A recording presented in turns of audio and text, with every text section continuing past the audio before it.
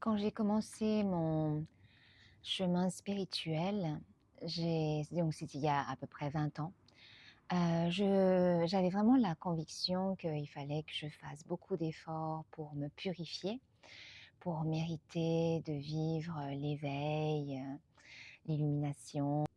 Et donc, j'ai fait énormément de pratiques de yoga, de respiration, toutes sortes de méditations. Et à des moments, j'ai eu vraiment des moments mystiques, qu'on pourrait appeler mystiques, vraiment merveilleux, de pur amour. À un moment, j'étais comme une fontaine d'amour qui se déversait, se déversait, se déversait.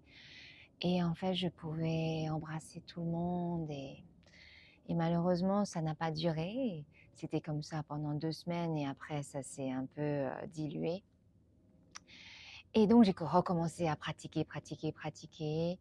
Mais le problème, c'est qu'après quelques années, et bien, j'ai commencé à avoir beaucoup de doutes et aussi peut-être un peu de découragement par rapport à ma pratique et aussi par rapport à l'enseignement que je transmettais.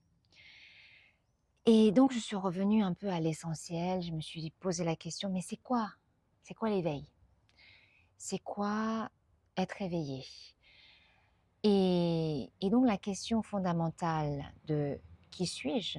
est apparue et réapparue en moi hyper puissamment.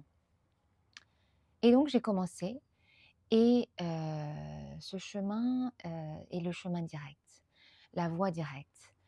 Et pourquoi c'est la voie directe? Parce que à ce moment-là, je n'essayais pas de faire quelque chose pour atteindre la conscience, mais je me suis efforcée de me poser en tant que conscience.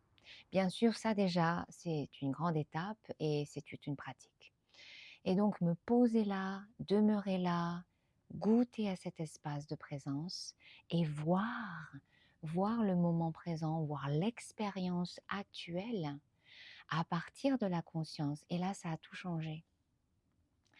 Ça a tout changé, ça m'a apporté la paix, mais une paix sans cause.